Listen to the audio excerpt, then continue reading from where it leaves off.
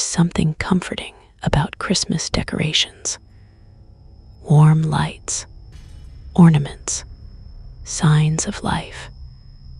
But what happens when those decorations remain long after the people are gone? Tonight's story is about houses found abandoned, doors unlocked, fireplaces cold, and Christmas decorations still perfectly arranged, as if the residents had simply stepped outside and never came back. These are not ghost stories passed down for fun.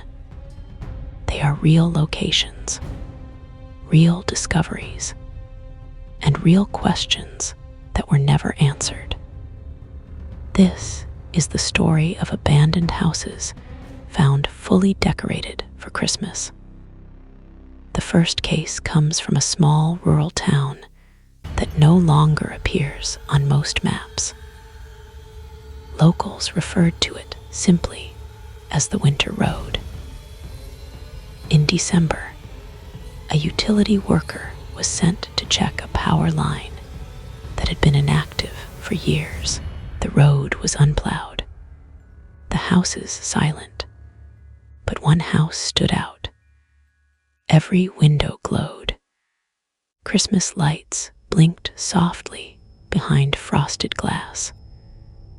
The front yard held an inflatable snowman collapsed under snow, but still plugged in.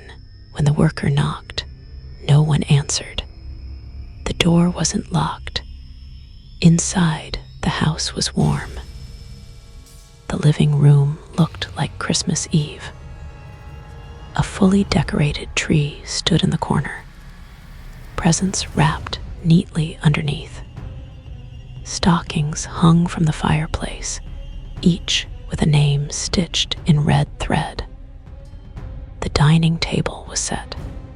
Plates, silverware, glasses, even crumbs remained on one plate.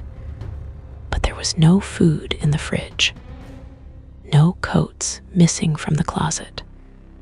No signs of struggle. It was as if everyone had stood up at the same time and walked away.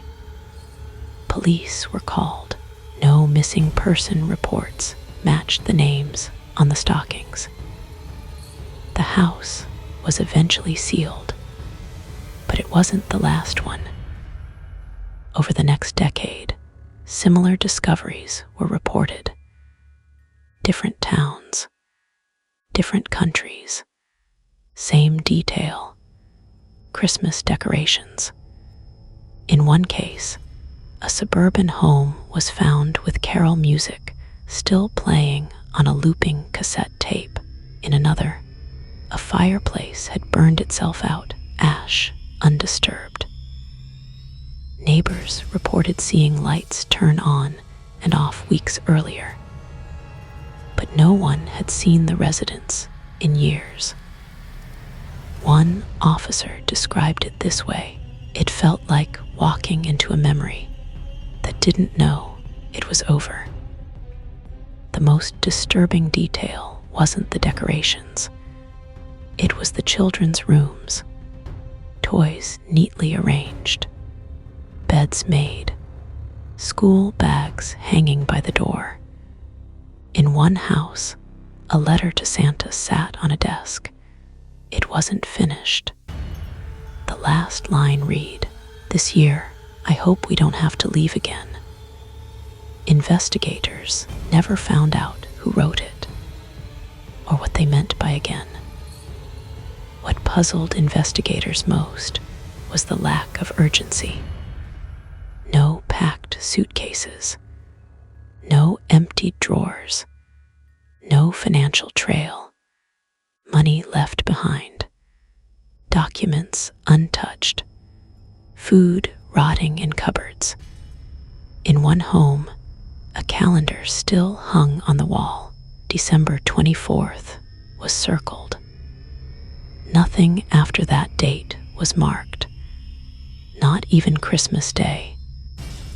When neighbors were interviewed, their stories were strangely similar. They remembered seeing lights on late at night, hearing movement, smelling food, but no voices.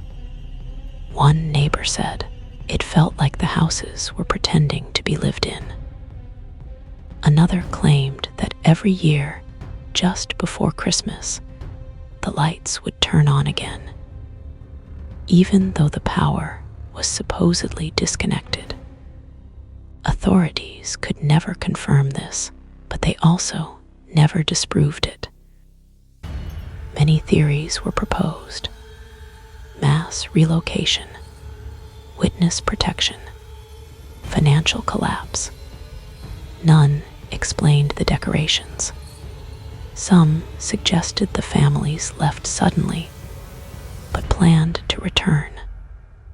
Others believed the houses were staged, early on purpose, left as they were to send a message. But the most unsettling theory came from a retired investigator. What if they didn't leave willingly? What if Christmas was the last normal thing they experienced? In one documented case, a sealed house was reopened years later. Nothing had changed.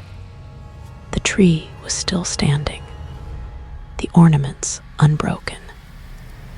The air still smelled faintly of pine and dust, but something new had appeared, a single present beneath the tree, wrapped, no name, no fingerprints, no explanation for how it got there. The house was closed again, permanently. Investigators were left with one question: why Christmas? Why not any other day? Some believe it's because Christmas represents comfort, safety, togetherness. And when those things vanish, the contrast feels unbearable. Others believe something else entirely. That whatever caused these disappearances waited for a moment when people felt safest. Some houses decay when abandoned. Others stay exactly the same, as if waiting. And every year, when December returns, somewhere a light flickers on inside a house no one has lived in for decades. Decorated, prepared, ready for people who never came back.